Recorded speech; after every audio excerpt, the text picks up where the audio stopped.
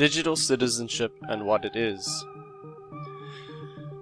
What is digital citizenship?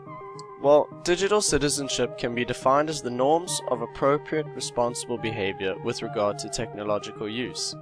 It includes digital access, commerce, communication, literacy, etiquette, law, rights and responsibilities, health and wellness, and security.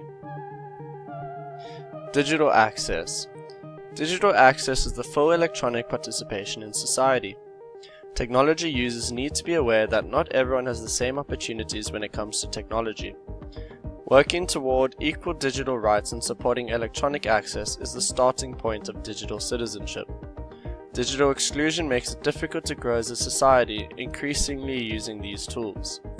Helping to provide and expand access to technology should be a goal of all digital citizens.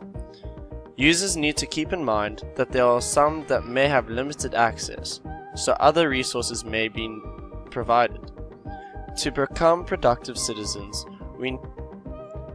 Digital commerce. Digital commerce is the electronic buying and selling of goods. Technology users may need to understand that a large share of market economy is being done electronically. Legitimate and legal exchanges are occurring, but the buyer or seller needs to be aware of the issues associated with it. The mainstream availability of internet purchases of toys, clothing, cars, food, etc. has become commonplace to many users. At the same time, an equal amount of goods and services, which are in conflict with the laws or morals of some countries, are surfacing, which might include activities such as illegal downloading, pornography, and gambling. Users need to learn about how to be effective consumers in a new digital economy. Digital communication. Digital communication is the electronic exchange of information. One of the significant changes within the digital revolution is a person's ability to communicate with other people. In the 19th century, forms of communication were limited. In the 21st century, communication options have exploded to offer a wide variety of choices. For example, emails, cell phones, and instant messaging.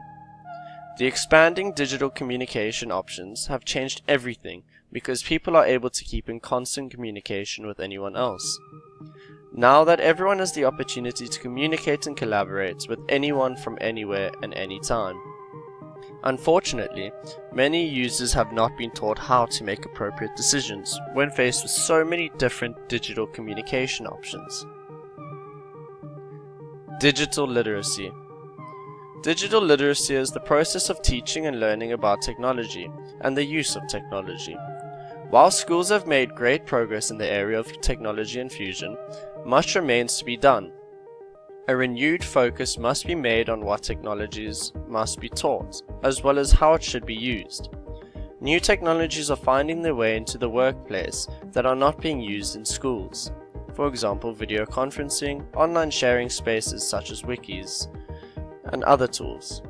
In addition, workers in many different occupations need immediate information. This process requires sophisticated searching and processing skills. Learners must be taught how to learn in a digital society. In other words, learners must be taught to learn anything, anytime, anywhere. Business, military, and medicine are excellent examples of how technology is being used differently in the 21st century. As new technologies emerge, learners need to learn how to use that technology quickly and appropriately. Digital citizenship involves educating people in a new way. These individuals need a high degree of information literacy skills. Digital etiquette. Digital etiquette is the electronic standard of conduct or procedure. Technology users often see this area as one of the most pressing problems when dealing with digital citizenship. We recognize inappropriate behavior when we see it. But before people use technology, they do not learn digital etiquette. Many people feel uncomfortable talking to others about their digital etiquette. Often rules and regulations are created or the technology is simply banned to stop inappropriate use. It is not enough to create rules and policy, but we must teach everyone to become a responsible digital citizenship in this new society. Digital law. Digital law is the electronic responsibility for actions and deeds. Digital law deals with the ethics of technology within a society. Unethical use manifests itself in form of theft and/or crime. Ethical use manifests itself in the form of abiding by the laws of society. Users need to understand that stealing or causing damage to other people's work, identity, or property online is a crime. There are certain rules of society that users need to be aware in an ethical society. These laws apply to anyone who works or plays online. Hacking into others' information, downloading illegal music, plagiarizing, creating destructive worms, viruses, or Trojan horses, sending spam, or stealing anyone's identity or property is unethical. Digital rights and responsibilities. Digital rights and responsibilities are those freedoms extended to everyone in the digital world. Just as in the American Constitution or the Bill of Rights, there is a basic set of rules or rights that is extended to every digital citizen. Digital citizens have the right to privacy, free speech, etc. Basic digital rights must be addressed, discussed, and understood in the digital world. With these rights also comes the responsibilities. Users must help define how the technology is to be used in an appropriate manner. In a digital society, these two areas must work together for everyone to be productive. Digital health and wellness. Digital health and wellness is the physical and psychological well-being in a digital technology world. This includes eye safety, repetitive stress syndrome, and sound ergonomic practices. These are all issues that need to be addressed in a new technological world. Beyond the physical issues are those of the psychological issues that are becoming more prevalent, such as internet addiction. Users need to be taught that there are inherent dangers of technology. Digital citizenship includes a culture where technology users are taught how to protect themselves through education and training. Digital security.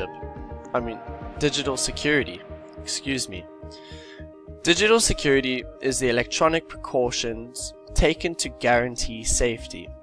In any society, there are individuals who steal, deface, or disrupt other people. The same is true for the digital community. It is not enough to trust other members in the community for our own safety. In our own homes, we put locks on our doors and fire alarms in our houses to provide some level of protection. The same must be true for the digital security. We must have virus protection, backups of data, and surge control for our equipment. As responsible citizens, we must protect our information from outside forces that might cause disruption or harm. Thank you for your time. Thank you for watching the video. I hope that you have learned something in this video, and I excuse myself for any mistakes or incorrect wording, as this is my first or second time trying to use this kind of program. Have a lovely day. Goodbye.